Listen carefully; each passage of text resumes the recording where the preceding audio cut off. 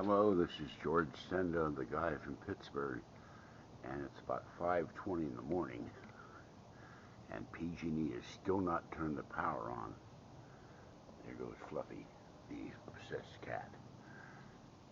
And so I've gotten 2 hours of sleep. I don't know when you're going to see this, but the street, as far as you can see, that way is pitch dark. That way it's dark. That way it's dark. And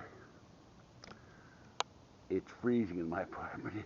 It's really cold. It's 65, but it feels like it's 30, and I haven't slept all night. I got 2 hours of sleep when I first went to sleep, and then woke up, and I am going to get back to sleep because the thing that keeps me sleeping is my electric blanket.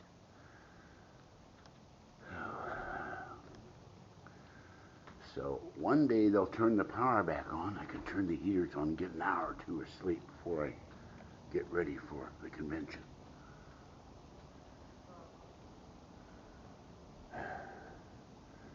So this is what it looks like